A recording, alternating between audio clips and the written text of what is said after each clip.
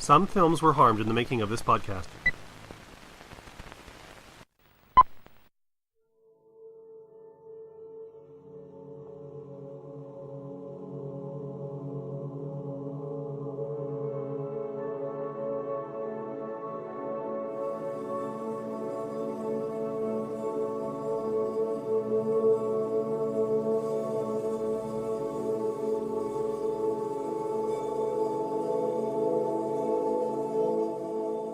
Hello and welcome to For Your Consideration, the podcast featuring roundtable discussions re-evaluating the cinematic canon of past masterpieces and modern classics. I'm your host, Dustin Friesenhan. And I'm Mike Jozic. Welcome to the show.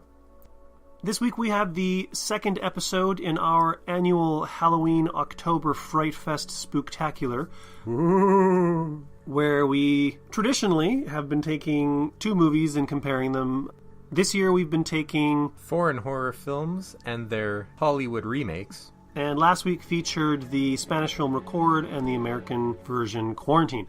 This week we are taking it away from Zombieland and towards Vampire Academy. Vampiretopia? I tried to make that something. And we're going to be talking about the Swedish film Let the Right One In and the American version Let Me In. AKA the movie where they actually meet outside so nobody's inside to be let in. It's kind of a null point.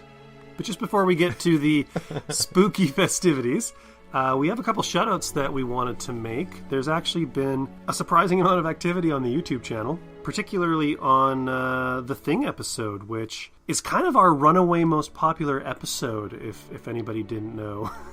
To be fair, best movie. It is Dustin's favorite movie of all time, so Dustin is not at all surprised by this. But first comment we have is from listener Glansky, who actually commented a couple of times discussing the female presence of sorts in the film. And we also got a comment from listener Circumference, who is currently my favorite commenter, as he believes we should be a much bigger channel. I completely agree. Flattery will get you everywhere with Mike, it appears. And we also got a comment from Mask of Shy Giotto, who didn't actually comment on one of the episodes, but he commented on one of the little videos that I kind of post randomly. This was a Gene Siskel quote that was kind of my philosophy of what I thought what was wrong with Batman vs. Superman. So technically not an episode, but he did comment. We promise shout-outs to everyone. No listener left behind. Then we've got John Labont commenting on the Thing and talking about the possibility of figuring out who is or is not infected based off of what emotions they are showing at the time. I don't know necessarily how accurate it is. I'd actually have to rewatch it to figure out exactly where we think Blair was infected. And lastly, we've got Piano Acquia, I hope I pronounced your name right, talking about Salo, where since it's about Italian fascism and the fact that the sodomizers talk about experiencing the greatest pain as well as pleasures, but never indulging in the pain, if that's not a pretty good commentary on populism and hypocrisy in collectivist ideologies. And funny enough, we might have discussed it prior to recording, but didn't actually record that, which is a problem we have where we discuss stuff. I'm convinced we had that discussion where we were talking about the hypocrisy of it, how, perhaps that's the commentary that was sort of being made, but in the same way we got to rewatch The Thing, I'd have to re-listen to the Sallow episode to find out if that actually made it into the audio. But I'm going to trust Piano, as they probably listened to it more recently than I have. And didn't have our other conversations to blur their perceptions. But it's a good point, and kudos to you for enduring Sallow in any form. And speaking of enduring, actually that might be a little harsh, we're going to roll the credits on our first film, which is Let the Right One In. It was directed by Thomas Alfredson, produced by Carl Molander and John Nordling. The screenplay was by John Ajvide Lindqvist, which was based on the novel Let the Right One In by John Ajvide Lindqvist. It starred Kari Hedebrandt, Lina Leandersson, Per Ragnar, Iken Nord, and Peter Karlberg. The music was by Johan Söderqvist. Cinematography was by Hoyt van Hoytema. It was edited by Thomas Alfredson and Daniel Jonsater. Distributed by Sandrew Metronome. And it received a wide release in Sweden on the 24th of October, 2008. Dustin, did you want to start on this one? I will, and I'll bring out the comparisons right away, which you tend to be unhappy with. One thing I loved about Let the Right One In is how subtle everything is. Everything is a very slow pace. It's not in your face, and you can tell that it's not a monster movie. It is definitely going against the grain when it comes to what you'd expect of one. Instead, it's following your main character, Oscar, who's basically a serial killer. He's going to be one at some point. He is so totally like a proto-serial killer. 100%. The first scene you have is him in a mask with a knife talking into the mirror about how he's going to stab that little Piggy. It turns out later on that that's sort of what people were saying to him. So it's almost him practicing for killing them in return.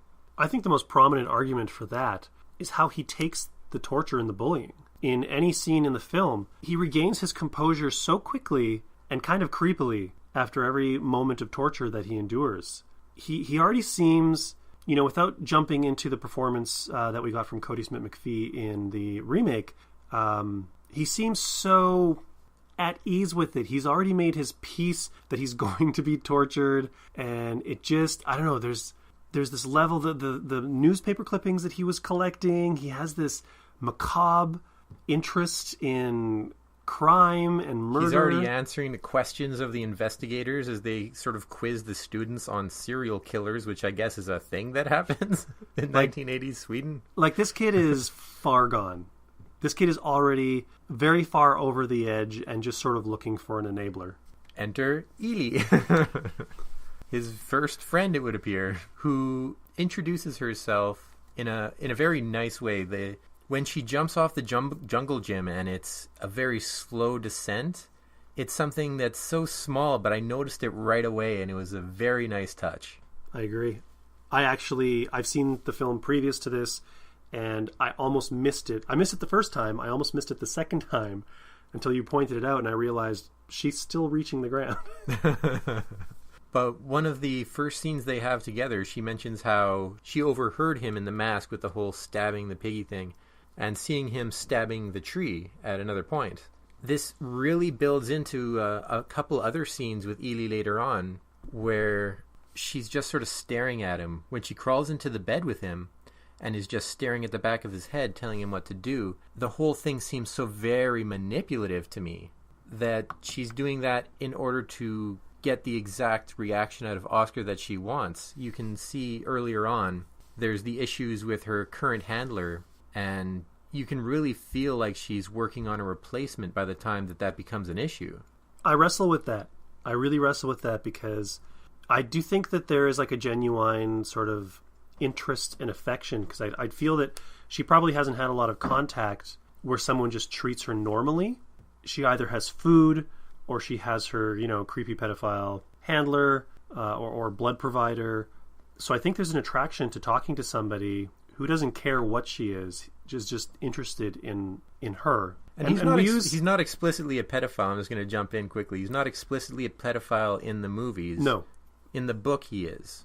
There's some stuff that we've learned just reading up on these, but it's not explicit in the...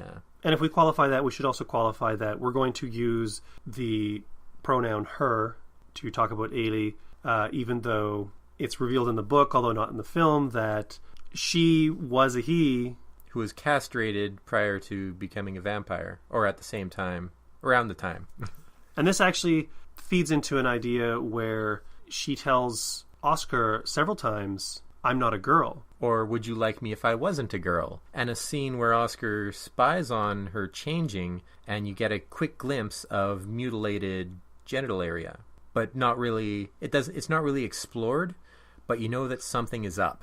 And it's an idea that gets kind of co-opted in the remake for slightly different purposes, which I didn't love, and we'll get to that in a few minutes. And I'm not saying that Ellie and Oscar don't have a sort of an affection and a bit of a relationship, but just Ellie's behavior is very manipulative appearing. I agree. And when you think about it, I mean, she's survived this long, and she's a child. How hard is it to move through the world as a child, right? It's easy to get people's sympathies. In fact, that's how she hunts. but even if she doesn't have I mean, if she doesn't have somebody who can maneuver through the world for her, because there's certain things that people aren't going to give children or be straight with children. When we first meet Ellie and Hakan, there is some tension there, and he does flub that first murder. You know, obviously he screws up the next one, and at that point, you're right. She might be looking at replacing him. She might be looking for the next person to help her out. Now, whether she's actually looking at Oscar that way, because Oscar is also a child, who knows? But one thing you do see with Kahn is he is looking so very tired with all of this. His flubs, he sort of reacts like, for frick's sake, like, I can't believe I did that.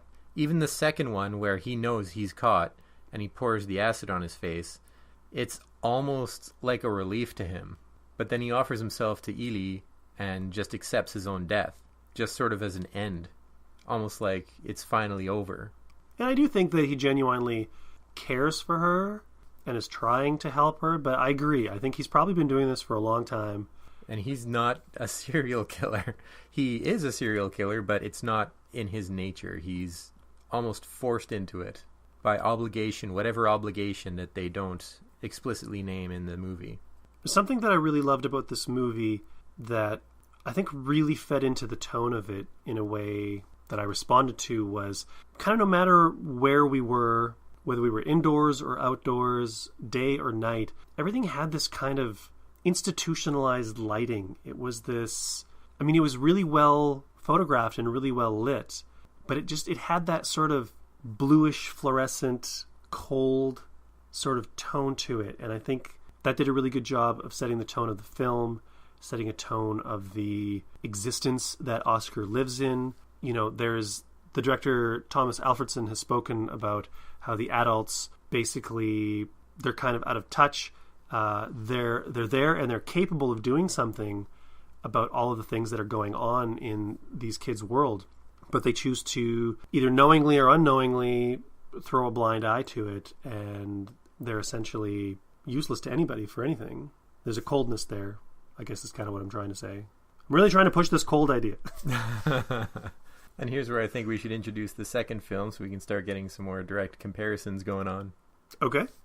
So, Let Me In was directed by Matt Reaves. It was produced by a lot of people. Donna Gigliotti, Alex Brunner, Simon Oakes, Tobin Ambrust, Guy East, John Nordling, Carl Molinder, Nigel Sinclair. Screenplay was by Matt Reaves, based off of the screenplay and novel of Let the Right One In by John Ajvide Lindqvist. It starred Cody Smith-McPhee, Chloe Grace Moretz, Elias Koteas, and Richard Jenkins. Music was by Michael Giacchino. Cinematography was by Greg Fraser. It was edited by Stan Salfas, distributed by Paramount Pictures, and got a wide release in the US on October 1st, 2010. Now I'm going to start, because I ended off with the lighting, I want to jump into the lighting of Let Me In, which Matt Reaves, obviously, he went for kind of a Del Toro, where the nighttime was warm and the daytime was cold, and the nighttime stuff had this sodium light look to it. Everything was kind of golden, and I didn't love it. Compared to the original film, I thought it was kind of a jarring choice, although I do think it sort of fed into the whole... I mean, we've discussed how Let Me In is definitely a monster movie. It's the very first scene sets the tone of the movie here. In Let the Right One In, you have Oscar with the knife stabbing at the mirror. In Let Me In, you have the result of the hydrochloric acid burning on the handler. So the focus instantly becomes on the monster that did this, or what sort of thing would have this happen. There's already more blood. There's already much more sort of action going on. It's a classic monster movie start. To be fair, it is a beautifully shot scene. And the music by Michael Giacchino, it's so atmospheric and it's so monotone. But the thing is, it's much more in your face. It loses out on that subtlety that Agreed. I really enjoyed in Let the Right One In. Let the Right One In was very real world. It was very, if you stepped outside your door, that was the same world. Whereas Let Me In is very much a movie. It's hyper real. It's a hyper real creature movie that has all the digital enhancements. Speaking of which, of course, the special effects. In Let the Right One In, it's very minor special effects. You don't see the attack that Ellie does very well. There's a little bit of blood when there's some draining going on. The face of the handler when he melts it, I preferred the one in Let Me In, but the one in Let the Right One In was also very brutal and awesome. I like those little melted face scenes.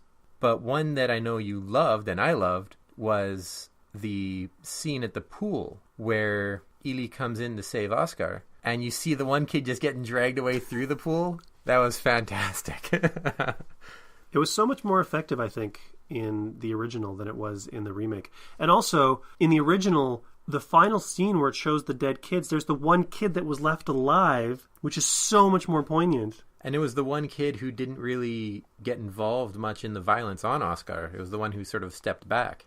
And Let Me In was like a bloodbath at the end, which again emphasizes the whole creature feature part of it. And it's the Hollywood more blood. It's a very standard and typical Hollywood move. Now, Matt Reaves has said that he really responded to the original film and the novel. He felt that that whole world of Oscars with the bullying, that was his life. And I kind of got the feeling that when he went in to remake this movie, he put a lot of focus, like so much of the horror of this movie is on the bullying. I think it's significant to say that I'm going to use the word horror quite a bit when I'm talking about Let Me In, but I'm not really going to use that when I'm talking about Let the Right One In, because Let the Right One In is not a horror. It's a strange little genre romance. I would disagree about that. I'd say the Let Me In at the same time was more of a romance, simply because right off the first meeting, you have Abby coming down dressed like a vagrant, barefoot and everything. But the second time they meet, she is dressed to the nines. She's got nylons on. She's wearing a nice jacket. She's got makeup on. She's already trying to endear herself in a romantic, almost sexual way to Owen. So there's much more of a romance sort of angle, as opposed to the more pragmatic relationship that would be developed in Let the Right One In. I feel like pragmatic is such a great word to use in describing the original because it's Swedish. Very efficient. But yeah. I mean, again, Matt Reaves also saw a Romeo and Juliet aspect in the original story. He thought it was a Shakespearean romance. So he kind of hits you over the head with that in Let Me In. Because there's only 3 references to Romeo and Juliet. Because it's openly referenced. Owen is reading the book. And they're pushing the creature part and they're pushing the romance part. He was bullied, so he pushes the horror in the bullying. And the bullying is truly terrifying to me. The way Cody Smith-McPhee is screaming and the things that they're doing to him, like that's where I feel the true threat in this movie is. That's where it kind of like chilled my bones, which is maybe why I'm a little disappointed by the way it ended, being just kind of a typical little bloodbath, whereas, Let the Right One In had a little bit more poetry to it. And even at the same time, Owen is not a prototypical serial killer. He's more pushed into it by Abby and would continue to be a serial killer only because of the relationship that she's sort of creating. But they also emphasize that by Richard Jenkins' character after he dies, Owen is in the apartment and he sees the pictures where they imply that Richard Jenkins' character was a boy that Abby had met who got him to fall in love with her, and he stuck with her and took care of her as they went on, and you very much get the sense that Owen is the next boy. Very ham-fisted this movie is. And he's staying with Abby because he's in love with Abby. And I think Oscar is in love with Ellie, but there's so much more going on there.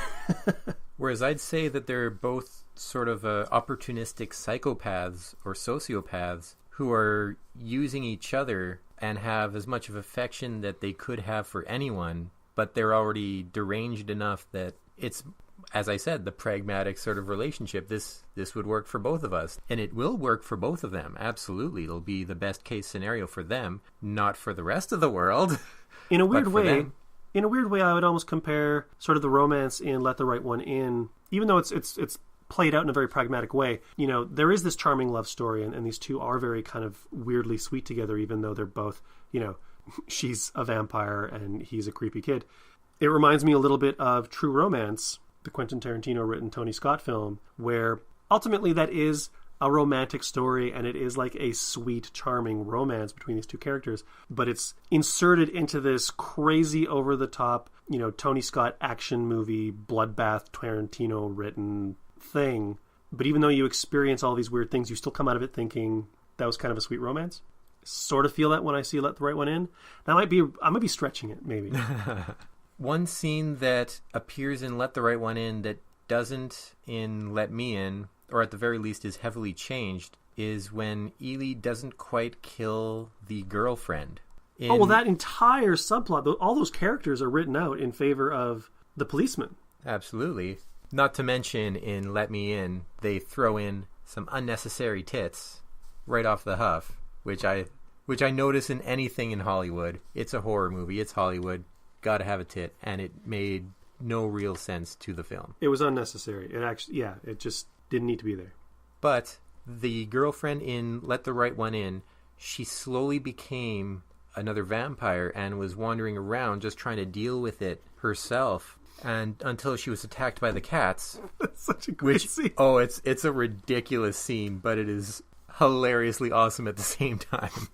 That would be the best Halloween costume. Just run around screaming with all these fake cats on you. Ah! But then she realizes what's going on, and in the hospital asks them to open the windows so that she can end her own life before it starts, because she sees that she's becoming a monster, the same kind that attacked her. In Let Me In, she's immediately admitted to the hospital, sort of tries to drink her own blood a little bit, but then the nurse opens the window and ends everything for her. She bursts into flame, the nurse bursts into flame because she's next to her, the entire room gets engulfed in flame, with the score going... Hollywood, more deaths, more action. Just like in Quarantine, there was more people so more could die. And in more violent and gory ways. It was a lot creepier and more tragic and poetic in Alfredson's film than it is in Reeves's film. Reeves's film, I mean, obviously it's moving the plot forward in a very similar fashion because that has to send... obviously, Elias Koteas' character is a stand-in for... the husband of the woman in the Swedish film, who's also the best friend of the guy who was attacked in the tunnel. Yeah, and he goes to Ellie's or Abby's apartment, ends up going into the bathroom, and there's the whole thing. I mean, they kind of run parallel in that way, but it's a little more like Arch in Reeves's version. He's really kind of squeezing it through. I don't know how to phrase that. It is far more blunt, that is for sure. It's a lot more stereotypical of North American horror films. Alfredson is squeezing it slowly, squeezing the toothpaste slowly out of the tube. Reeves is stomping on the tube. Going for distance. Now, let's be fair, though. We've discussed this off the podcast. There are things we do like about Reeves's version. I'm kind of hoping that you're going to remember them. I will obviously go first. Maybe it will jog your memory. I've mentioned previously the score by Michael Giacchino. I think this is one of Giacchino's best scores that he's ever done. Giacchino is best known for doing music for, The Incredibles, for any J.J. Abrams film, the Star Trek movies. He did Rogue One. He's a very serviceable craftsman. I don't think he generally tends to make, really amazing, memorable themes. But I really felt in this movie like it got under my skin and it really set the tone for the film. And even though I don't agree with the tone that they went for, I feel like they completely succeeded in getting the tone that they wanted. And there were certain aspects of Richard Jenkins' character and how he went about, claiming his victims. And I did like the car scene. He was a much better hunter. The scene where in the Let the Right One In, where he's out in the middle of the woods just slitting a guy's throat, no mask, nothing. Do you want to get caught? Whereas you could see the car on the freeway from where he was slitting the guy's throat. Whereas in Let Me In, he's a much better serial killer. The scene in the car is amazing. I love that. But instead of subtlety, they choose to have him flat out say, maybe I want to get caught, very early. Whereas I see it in the character in Let the Right One In. I see it in his actions without having to be told. And I do think that Cody Smith-McPhee put in a really good performance. I think he really sells the bullying. There's moving it to Los Alamos. I think a lot of the adaptation is very faithful in its own way, and I think that there were scenes that were deleted from Let the Right One In that Reaves kind of adapted and put into his film. I kind of like the idea of, you never quite see the mom and you never quite see the dad. When they cast the woman to play the mom, Reaves was like, you're going to be playing a few scenes. We're never going to see your face. Are you okay with that? And she's like, yeah. And I think it does a nice little subliminal job of sort of playing up the alienation that he's feeling. I feel bad for like switching back into a complaint now. But I think a really great missed opportunity in Reeves's film is when Owen gets on the phone and calls his dad and says, Dad, does evil exist? Instead of having the dad have a real conversation with his son for a couple of minutes. I mean, he could have tried to answer the question and maybe unsuccessfully answered it, and you would have still gotten the same sort of desired result. But they went for kind of a ham-fisted, is your mom feeding you that Christian bullshit again? And you gotta tell her to call me. And just creating like this antagonism between the adults. I feel like it would have been a little more poignant for the dad to actually address the question. And just fail at doing so. Yeah. Much like how... Because you don't understand. When your kid calls you and says, Dad, is there evil in the world? He's not giving you any context. So you're kind of just... It's like when a kid asks you, how does the moon rise every whatever? And you don't know if they can understand some of the greater concepts. So you're just trying to like... Oh, you're not sure if you understand some of the greater concepts. So I do think that was a missed opportunity. And that actually reminds me of something that I had teased much earlier in the show about the would you still like me if I wasn't a girl. In Reeves's version, when she comes in and she says, I'm not a girl, Reeves is implying through his screenplay, I'm not a girl, I'm a monster. And when she says, would you still like me if I wasn't a girl? And he's like, yeah, sure, I guess so. She's still implying, if I'm a killer, if I'm a monster, if I'm a beast, would you still like me? Whereas in Alfredson's film, in Lindqvist's script, she literally means, would you still like me if I wasn't a girl? And at that point, Oscar was asking if they could go steady. And afterwards, he's like, you didn't answer the question. Like, I don't see what your gender has anything to do with here. I'm just asking if we could go steady. Come on here. And there's something really cool about that sort of gender-neutral attitude that Oscar has, because... It's just, I like you. Let's be a thing. And I think it sort of feeds into his worldview, where... he's a little bit androgynous himself. Like, he may not identify male or female properly or care. And he just knows he's got a connection with this person. And he wants to spend as much time as he can with this person. Which actually reminds me of another difference that I did not like the change. In Let the Right One In, the bullies call him Piggy, Piggy, Piggy. They're constantly giving him crap about that. So you have Ellie, who overhears this and sees him talking about... I'm gonna gut you, Piggy. Say it, Piggy. Squeal for me. And he's stabbing the tree. All right, fine. Like, it's a little odd for sure. But who on earth is going to be this random girl, vampire or not, walk up behind this kid who's stabbing a tree saying, come on, girl, say it, come on. Just stabbing the tree while saying sexist bullshit. Now, with no context there, all she's got is, here's a dude who really hates girls and is stabbing a tree. This is someone who's going to stab a bunch of girls. But she's not a girl. She's a creature. And so she should have eaten him. She would have been like, wow, this guy's a complete tool. I'm just going to eat this little son of a bitch. I do think she considered that on the Jungle Gym. And really, she had no context for it otherwise. I could not fathom a situation where even a serial killing vampire would sit down next to that person and be like, so I kind of overheard you talking about killing girls here while stabbing this tree. Let's be friends. That's no. That is so many red flags. Now, one last thing I want to bring up before I start feeling bad about all the bad things that I'm saying. Because to be fair, this is actually, it's a serviceable horror film. It's not a bad movie. The only thing that makes it lesser is when you compare it to the original. Had we seen this film first without any context or knowledge of the original Lindqvist, we probably would have been like, yeah, it's a pretty decent horror movie. But because we're coming off of such a great film like Let the Right One In, where it's subtle where it needs to be, I think that's where it loses something. Although in some cases, I think Let Me In really drops the ball. I guess that was a nice setup for this, because I think the greatest crime Let Me In perpetrated was the digital attacks. If you have Ellie bouncing around super fast, that's fine. She's supernatural. I can buy into that. But when you have the victim moving at like 4 times speed, that doesn't make sense. The body falls way too fast. They're flipping around. It looks so inhuman. And for her to look inhuman, perfectly fine. For the victim to look inhuman, no, you've done your CG wrong. I've seen attacks where it's one-sided fast, other side regular speed, and it looks okay. It's serviceable.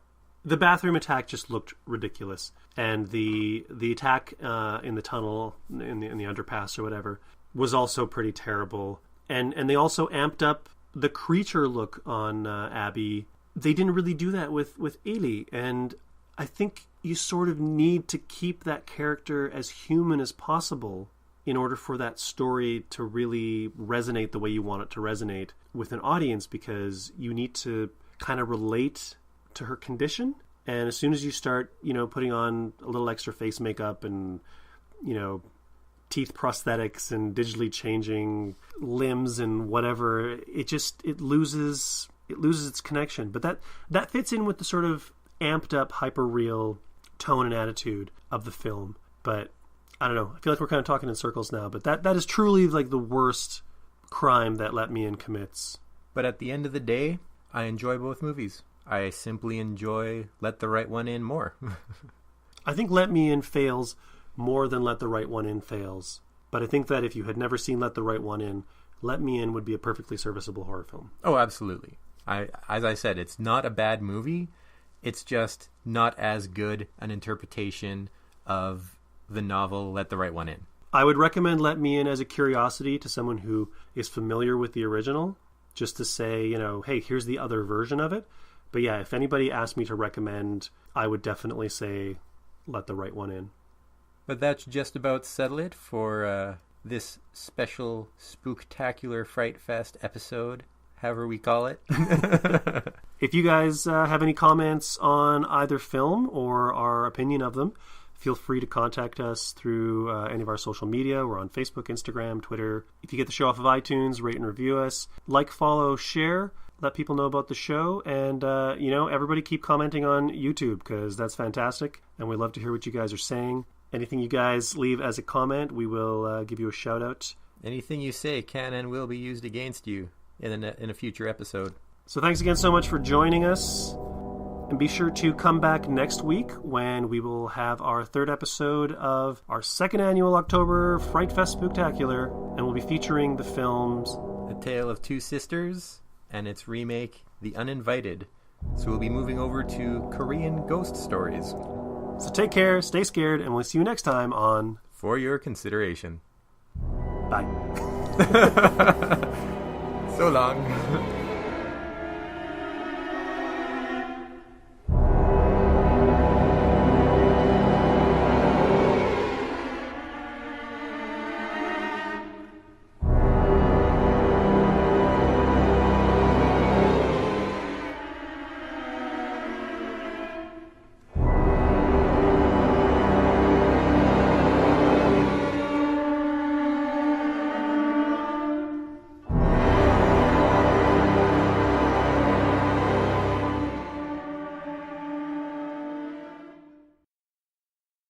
Ooh. Take care.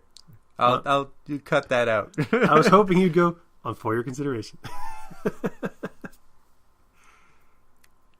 What?